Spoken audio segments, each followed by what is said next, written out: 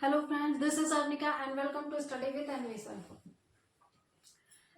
आज हम लोग एक नया चैप्टर शुरू करेंगे जिसका नाम क्या है कि विद्युत चालन तथा ओम का नियम।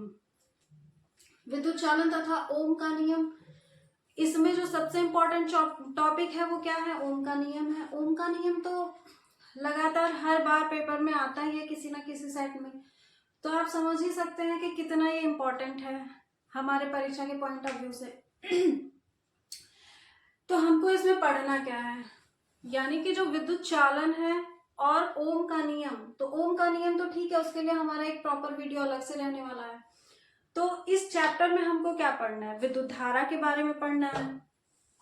विद्युत धारा हम पढ़ते आ रहे हैं, लेकिन विद्युत धारा होती क्या है उसकी भी इसमें डेफिनेशन देखनी है, और क्या है उसके मात्रक वगैरह, ये सारी चीजें।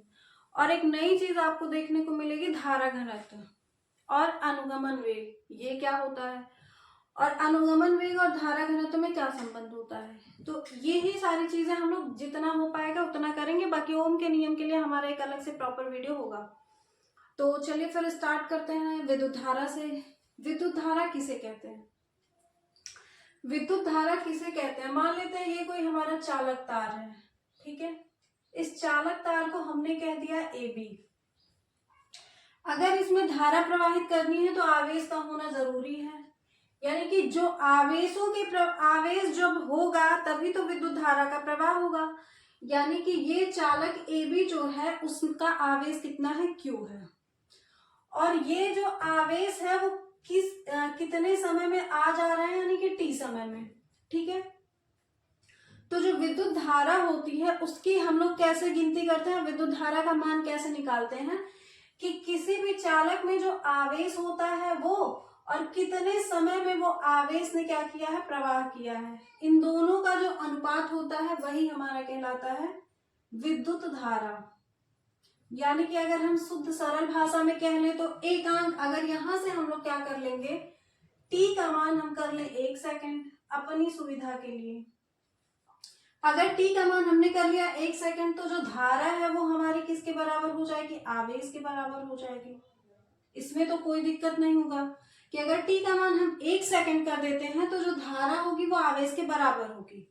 तो यानी कि ये यहाँ से जो हमने परिभाषा निकाला है कि एकांक समय में, यानी कि जब समय का मान कितना हो? 1 हो, तो एकांक समय में जो प्रवाहित क्या कहते हैं, एकांक समय में किसी चालक में आवेशों की मात्रा को ही हम विद्युत धारा कहते हैं। हम ये भी कह सकते हैं, या तो हम क्या कह लेंगे कि आवेश के प्रवाह की समय दर को, समय दर जब कहेगा, दर का मतलब भाग होता है और समय का मतलब टी, समय को हम लोग टी से प्रदर्शित करते हैं। तो जब भी कहेगा कि आवेश, तो आवेश को हम लोग किसे प्रदर्शित करते हैं? क्यों? आवेशों के प्रवाह की समय दर, तो दर का मतलब भाग होता है और किसका भाग? समय का भाग को ही हम क्या कहते हैं? विद्युत धारा कहते हैं। ये हमारी परिभाषा है जो किताबों में मिलती है। तो दोनों भी लिखने पे कोई गलती नहीं है, ठीक है। तो हम परिभाषा लिख लेते हैं कि क्या विद्युत धारा की अगर हमको परिभाषा की बात करें तो क्या होगा? आवेशों के प्रवाह की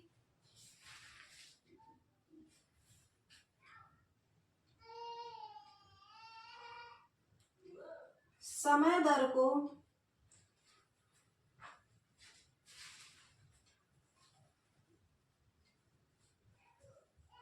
विद्युत धारा कहते हैं,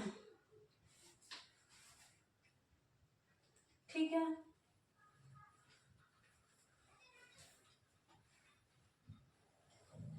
ये हो गई बात परिभाषा की। उसके बाद हम यहाँ पे लिखेंगे कि I बराबर Q अपॉन टी। यदि टी सेकंड में, ये आया कब कि यदि टी सेकंड में जो प्रवाहित आवेश हो वो Q हो, ठीक है। इसके ऊपर इस लाइन को हम मेंशन कर देते हैं कि यदि टी समय में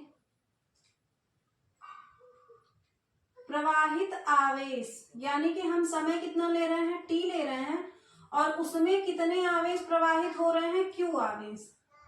प्रवाहित आवेश Q हो तो विद्युत धारा बराबर, तो विद्युत धारा को हम I से प्रदर्शित करते हैं तो I बराबर हो जाएगा Q अपॉन टी हो जाएगा, ठीक है।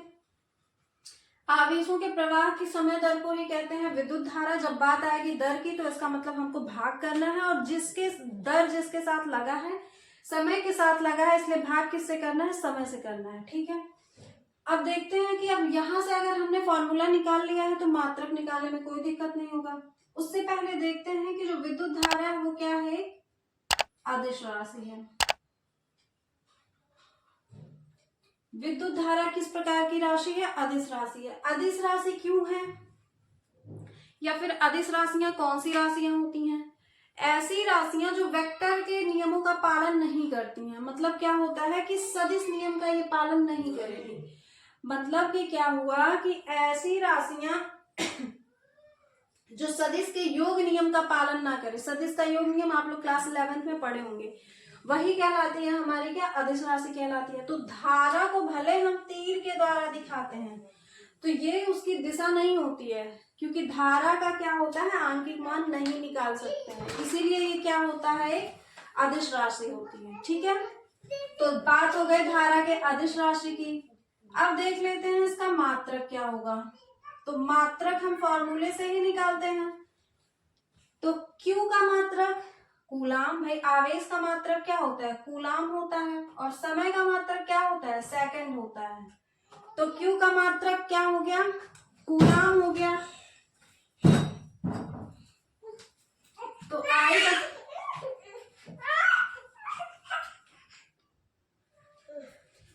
तो इसका मात्रक क्या निकल के आएगा, हमारा कूलाम प्रति सेकंड निकल के आएगा। ठीक है, बटे को हम लोग प्रति कहते हैं, इसका मतलब क्या यहां से निकल के आ गया, कूलाम प्रति सेकंड। ठीक है, ये तो मात्रक हो गया जो हमने फॉर्मूले से निकाला है। लेकिन इसका एक और मात्रक होता है जिसको हम लोग क्या कहते हैं, एम्पियर कहते हैं। और हमको हर जगह किसका प्रयोग करना है, एम्पियर का ही प्रयोग करना है। ठीक है, तो विद्युत धारा का हमने क्या देखा, फॉर्मूला Q/T हो गया। इस फॉर्मूले से हमने निकाला क्या, मात्रक कूलाम प्रति सेकंड, तथा इसका जो मात्रक होता है वो क्या होता है, एम्पियर होता है। ये हो गई बात किसकी, विद्युत धारा की। अब अगर विद्युत धारा की बात हो गई तो हमको पता है क्या कि एक इलेक्ट्रॉन पे कितना आवेश होता है, एक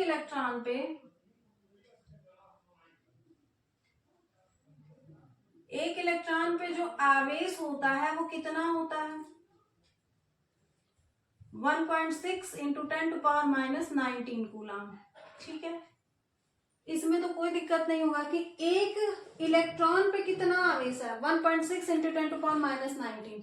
लेकिन अगर ये पूछ ले कि मतलब अगर आवेश का मान 1 कूलाम हो तो उसमें इलेक्ट्रॉनों की संख्या कितनी होगी। एक इलेक्ट्रॉन का मतलब हमारा इलेक्ट्रॉनों की संख्या 1 दिया है, आवेश का मतलब दे दिया है कि जो आवेश Q का मान है वो कितना है, 1.6 इंटू 10⁻⁻19। लेकिन अगर यहीं पे हमको बात करना हो कि यदि आवेश हम कितना रख लें,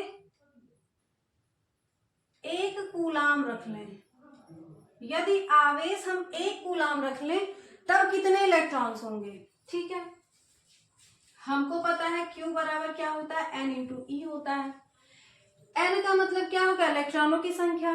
E का मतलब क्या होगा, इलेक्ट्रॉन पे जितना आवेश उपस्थित होता है। और Q तो सबको पता है कि क्या है, ये आवेश है। इसका मान हमको 1 कूलाम रखना है, और N का मान हमको निकालना है कब, कि जब हमारा जो इलेक्ट्रॉन का आवेश है वो कितना हो, 1 कूलाम। जब हमारा जो इलेक्ट्रॉन है वो उस पे कितना आवेश होता है, 1.6 इंटू 10⁻⁻19 कूलाम का। तो अगर इलेक्ट्रॉन का आवेश 1.6 इंटू 10⁻⁻19 हो और ये आवेश हमको रखना हो 1 कूलाम का, तब हम इलेक्ट्रॉनों की संख्या कैसे निकालेंगे।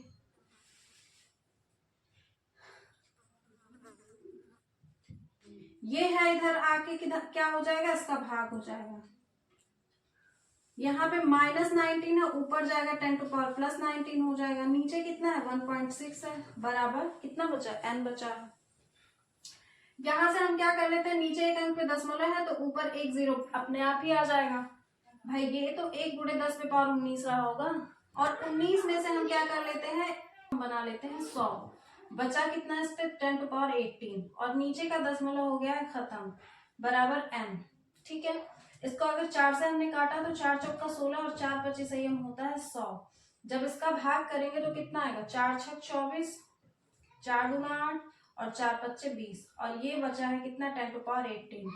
ये देखिए इलेक्ट्रॉनों की संख्या कितनी आ गई, 6.25 गुणे 10 पे पावर 18 इलेक्ट्रॉन। यानी कि यदि हमको जो है चालक का मान हम 1 कूलाम हमको रखना है, तब उसमें कितने इलेक्ट्रॉन्स होंगे, 6.25 गुणे 10 पे पावर 18 इलेक्ट्रॉन्स होंगे। ठीक है, ये कैसे निकालना है हमने वो भी दिखा दिया। बस किताबों में सिर्फ ये चीज नोट होती है, बट वो आती कहाँ से, तो यहीं से आती है, क्योंकि हमको एक ही फॉर्मूला पता है, Q बराबर N E होता है, और Q आवेश होता है और N इलेक्ट्रॉनों की संख्या, और E जो होता है वो इलेक्ट्रॉन पे आवेश होता है। तो हमको आवेश 1 कूलाम रखना है, N का मान ही तो निकालना है कितने इलेक्ट्रॉन होंगे, और इलेक्ट्रॉन का आवेश तो हम सबको पता है, जो कि हमने बता दिया है कि 1.6 गुणे 10 पावर -19। अब क्या होगा, इतनी कैलकुलेशन हम करेंगे तो N का मान यहाँ से निकल के आ जाएगा। ठीक है, ये बात हो गई किसकी, विद्युत धारा की हो गई, और उसके इलेक्ट्रॉनों की बात हो गई। ठीक है, अब देखते हैं कि अगला क्या, धारा घनत्व। धारा घनत्व किसे कहते हैं। ठीक है,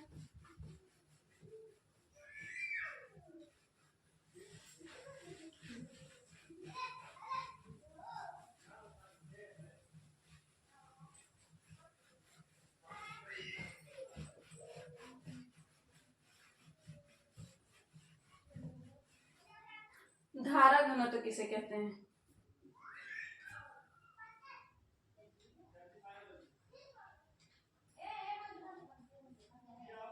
धारा घनत्व, ठीक है, किसी चालक के प्रति एकांक क्षेत्रफल, जब प्रति एकांक, प्रति का मतलब बटे और एकांक का मतलब एक, और प्रति एकांक है क्या, क्षेत्रफल है, तो किसी चालक के प्रति एकांक क्षेत्रफल में प्रवाहित धारा को ही हम क्या कहते हैं, धारा घनत्व कहते हैं। ठीक है, तो प्रति एकांक मतलब कह ले तो एक, एकांक का मतलब होता है एक, और प्रति एकांक क्षेत्रफल कहा है, इसका मतलब प्रति का मतलब बटे और एकांक का मतलब एक होता है और क्षेत्रफल मतलब ए। तो यदि ए बराबर हो 1 मीटर स्क्वायर, तब हमारी जो प्रवाहित धारा होगी वही हमारा कहलाएगा धारा घनत्व। ठीक है, मतलब धारा घनत्व का फॉर्मूला जो आएगा वो क्या आएगा, I/A आएगा। तो अगर हम लोग A बराबर, A क्या होता है, क्षेत्रफल होता है, अगर A बराबर हम लोग 1 मीटर स्क्वायर ले लेंगे तो जो J होगा वो किसके बराबर होगा, I के बराबर होगा। तो वही तो हमने कहा कि एकांक क्षेत्रफल में जो प्रवाहित धारा होगी वही हमारा क्या कहलाएगा, धारा घनत्व। ठीक है, तो लिखना क्या है, एकांक किसी चालक के, लिखने का भाई ये क्या होता है, तरीका होता है, किसी चालक के, किसी चालक के प्रति एकांक क्षेत्रफल से गुजरने वाली धारा, या प्रति एकांक क्षेत्रफल में प्रवाहित धारा, ऐसे भी कह सकते हैं।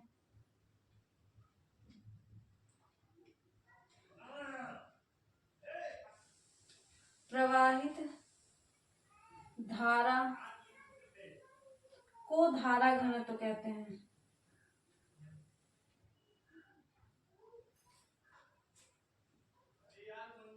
क्या कहते हैं, धारा घनत्व।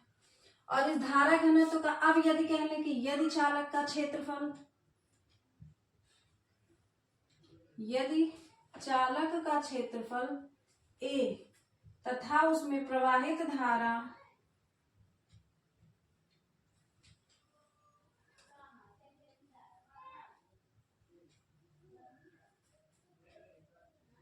I हो तो धारा घनत्व J बराबर क्या हो जाएगा, I/A हो जाएगा। धारा घनत्व को हम लोग किससे प्रदर्शित करते हैं, J से, तो J बराबर हो जाएगा I/A। अब बात करते हैं अगर धारा घनत्व की, तो यह क्या है, एक सदिश राशि है।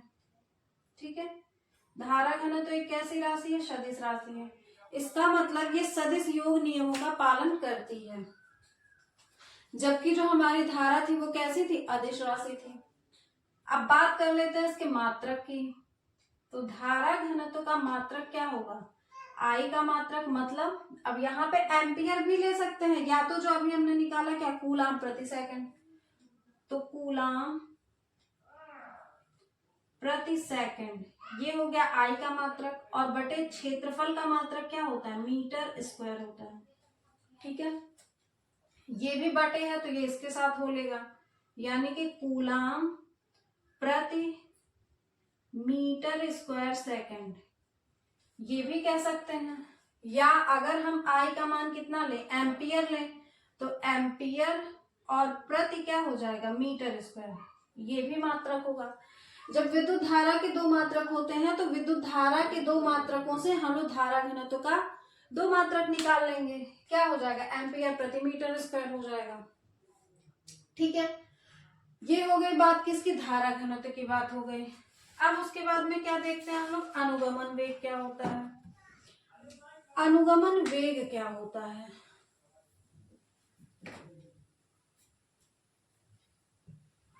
अनुगमन वेग वह वेग होता है जिसके द्वारा, यानी कि जिसके द्वारा मुक्त इलेक्ट्रॉन, चालक में क्या होता है, मुक्त इलेक्ट्रॉन्स होते हैं, और मुक्त इलेक्ट्रॉनों के इधर उधर भागने से ही क्या होती है, धारा प्रवाहित होती है। यानी कि धारा के प्रवाह में जो सबसे बड़ा रोल है वो किसका है, मुक्त इलेक्ट्रॉनों का है। तो हम बात किसकी करने जा रहे हैं, अनुगमन वेग की। हमारा जो अनुगमन वेग है इसको हम लोग क्या कह लेंगे परिभाषा में, वह वेग जिसके द्वारा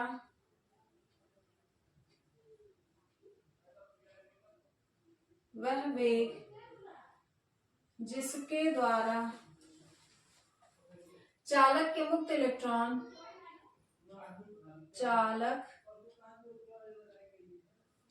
के मुक्त इलेक्ट्रॉन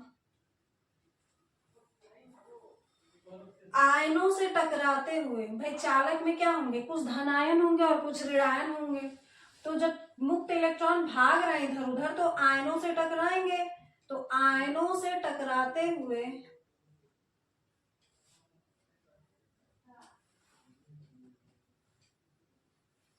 बाह्य विद्युत क्षेत्र, जब कहाँ पे मुक्त इलेक्ट्रॉनों का प्रवाह होगा तो वहां पे विद्युत क्षेत्र स्थापित हो जाएगा। तो टकराते हुए बाह्य विद्युत क्षेत्र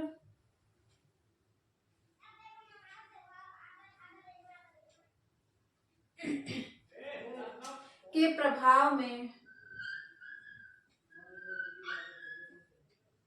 धन सिरे की ओर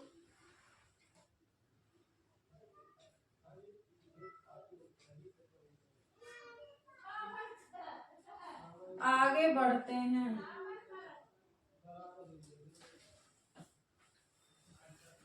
ठीक है, ये हो गई किसकी बात, अनुगमन वेग की। वह वेग जिसके द्वारा जो चालक में उपस्थित मुक्त इलेक्ट्रॉन्स होंगे वो आयनों से टकराते हुए बाह्य विद्युत क्षेत्र के प्रभाव में धन आयन की तरफ कहां पे जाते हैं। ठीक है, तो इसका मतलब क्या हुआ कि चालक है तो चालक में मुक्त इलेक्ट्रॉन उपस्थित होंगे, और मुक्त इलेक्ट्रॉन ही क्या करते हैं भाई, इधर उधर भागते हैं ना, और अगर इधर उधर भागेंगे तो जो चालक है वो क्या होगा, धनायन भी होंगे और ऋणायन भी होंगे।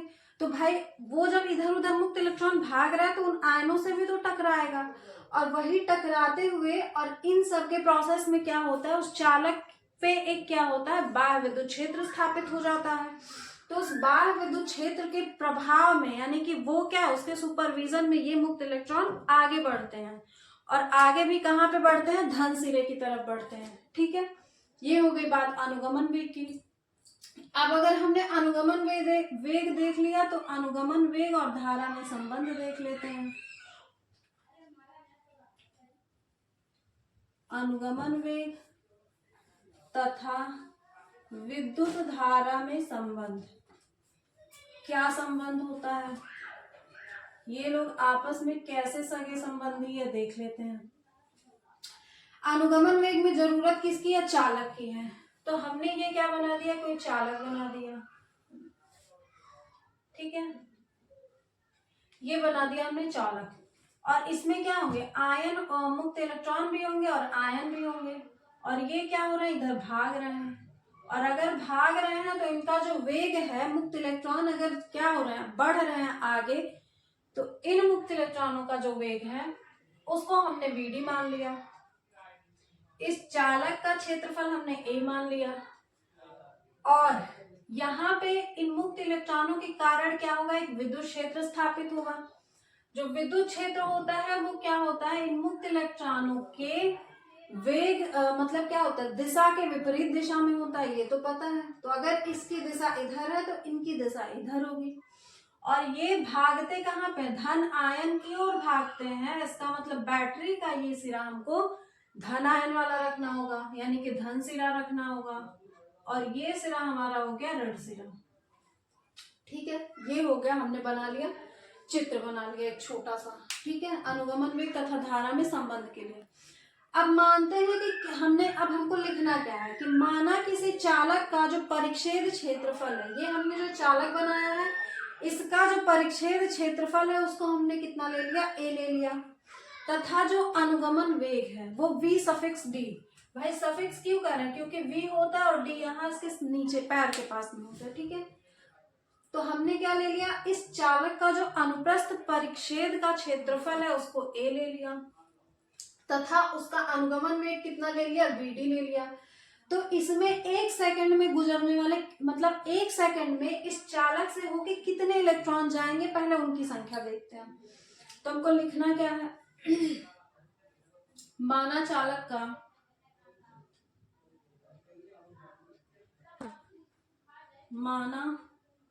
चालक का परिच्छेद क्षेत्रफल A है, तथा अनुगमन वेग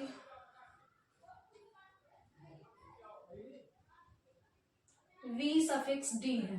ठीक है, तो एक सेकंड में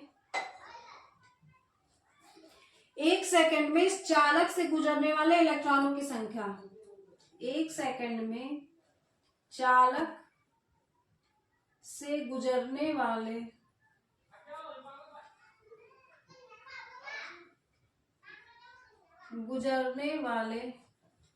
जो इलेक्ट्रॉनों की संख्या होगी उसको हम लोग क्या कह लिए, उसका मान कितना होगा। तो यहाँ पे पूरे चालक में जो इलेक्ट्रॉनों की संख्या उसको हमने कैपिटल N मान लिया है। और अगर इस चालक में जो कैपिटल N है तो एक सेकंड में कितने इलेक्ट्रॉन जाएंगे, वो NaVd। ठीक है, NaVd, जहां पे N क्या है, तार के एकांक आयतन में, यानी कि यदि इस चालक तार का हम आयतन 1 मीटर स्क्वायर ले लें तब उसमें कितने इलेक्ट्रॉन होंगे उसकी संख्या बता रहा है। तो जब हम कुल पूरे चालक की बात करेंगे तो वहां पे इस एकांक आयतन में जो संख्या थी इलेक्ट्रॉनों की उसका गुणा हो जाएगा। A क्या है, चालक का क्षेत्रफल है। Vd तो अभी हमने बताया क्या है, अनुगमन वेग है। ठीक है, अब यहाँ पे ये तो बता दिए कि हम यहाँ लिख देते हैं कि जो N है वो क्या है, तार के एकांक आयतन में। भाई स्मॉल n ही नया है, अभी आप लोग कहेंगे क्या कि इलेक्ट्रॉनों की संख्या को हम लोग n से डिनोट करते हैं, तो यहाँ पे एक स्मॉल एक कैपिटल आ गया। तो मान लेते हैं कि इलेक्ट्रॉन की संख्या को हमने कैपिटल N ले लिया, तो स्मॉल n क्या है, तो ठीक है, बाकी A तो जान रहे हैं, Vd भी जान रहे हैं। तो क्या है, तार के एकांक आयतन में इलेक्ट्रॉनों की संख्या है। ठीक है, तार के एकांक आयतन में क्या है, इलेक्ट्रॉनों की संख्या है N। अब आगे बढ़ते हैं। अभी हमने क्या देखा है, एक सेकंड में चालक से गुजरने वाले इलेक्ट्रॉन। अब देखते हैं T समय में गुजरने वाले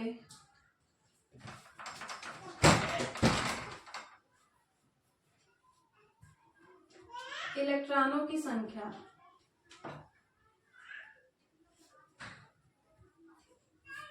ठीक है, तो जब T समय की बात होगी तो क्या हो जाएगा, अब टी का गुणा हो जाएगा, यानी कि अब जो एन का मान आएगा वो कितना आएगा, एन ए वी डी तो पहले से था और इनटू क्या हो जाएगा, टी हो जाएगा।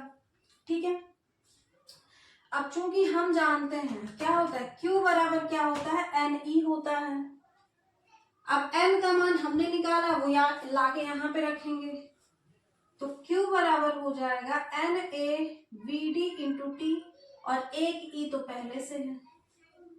ठीक है, अब यहां से हमको अगर क्या देखना है, हम क्या धारा निकालना है, तो या तो हम देख लें कि Q बराबर क्या होता है, आई टी होता है, वो मान हम उठा के इस समीकरण में रख दें, यानी कि Q की जगह हमको क्या रख देना, आई टी, और Q बराबर था क्या, n के साथ हम E को कर लेते हैं, और A V सफिक्स D और इंटू टी, बराबर के दोनों तरफ T और T क्या हो जाएंगे, आपस में खत्म हो जाएंगे, यानी कि I बराबर क्या आएगा, N E A और V सफिक्स D, ये आएगी प्रवाहित धारा।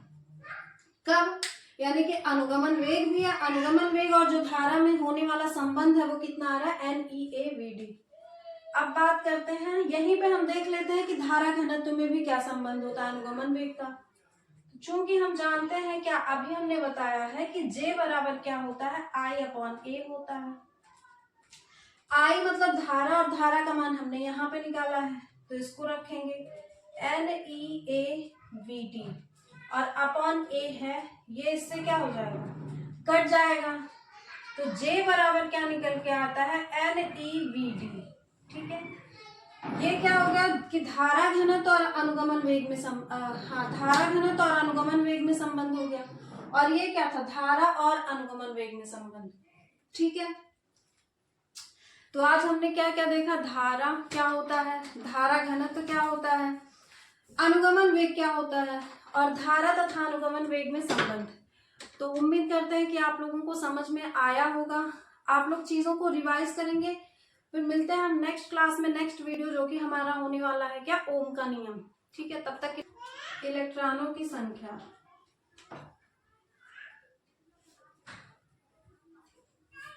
ठीक है, तो जब टी समय की बात होगी तो क्या हो जाएगा, अब टी का गुणा हो जाएगा, यानी कि अब जो एन का मान आएगा वो कितना आएगा, एन ए वी डी तो पहले से था, और इनटू क्या हो जाएगा, टी हो जाएगा। ठीक है, अब चूंकि हम जानते हैं क्या होता है, Q बराबर क्या होता है, एन ई होता है। अब n का मान हमने निकाला, वो लाके यहाँ पे रखेंगे, तो Q बराबर हो जाएगा N A V D into T, और एक ई तो पहले से है। ठीक है, अब यहां से हमको अगर क्या देखना है, हम क्या धारा निकालना है, तो या तो हम देख लें कि Q बराबर क्या होता है, आई टी होता है, वो मान हम उठा के इस समीकरण में रख दें, यानी कि Q की जगह हमको क्या रख देना, आई टी, और Q बराबर था क्या, n के साथ हम E को कर लेते हैं, और A V सफिक्स D और इंटू टी, बराबर के दोनों तरफ T और T क्या हो जाएंगे, आपस में खत्म हो जाएंगे, यानी कि I बराबर क्या आएगा, N E A और V सफिक्स D, ये आएगी प्रवाहित धारा। कब, यानी कि अनुगमन वेग भी है, अनुगमन वेग और जो धारा में होने वाला संबंध है वो कितना आ रहा है, N E A V D. अब बात करते हैं, यहीं पे हम देख लेते हैं कि धारा घनत्व में भी क्या संबंध होता है अनुगमन वेग का। चूंकि हम जानते हैं क्या, अभी हमने बताया है कि J बराबर क्या होता है, I अपॉन ए होता है। I मतलब धारा, और धारा का मान हमने यहाँ पे निकाला है, तो इसको रखेंगे N E A V D, और अपॉन ए है, ये इससे क्या हो जाएगा, कट जाएगा, तो J बराबर क्या निकल के आता है, एन ई वी डी। ठीक है, ये क्या हो गया कि धारा घनत्व और अनुगमन वेग में धारा घनत्व और अनुगमन वेग में संबंध हो गया, और ये क्या था, धारा और अनुगमन वेग में संबंध। ठीक है, तो आज हमने क्या क्या देखा, धारा क्या होता है, धारा घनत्व क्या होता है, अनुगमन वेग क्या होता है, और धारा तथा अनुगमन वेग में संबंध। तो उम्मीद करते हैं कि आप लोगों को समझ में आया होगा, आप लोग चीजों को रिवाइज करेंगे। फिर मिलते हैं हम नेक्स्ट क्लास में, नेक्स्ट वीडियो जो कि हमारा होने वाला है क्या, ओम का नियम।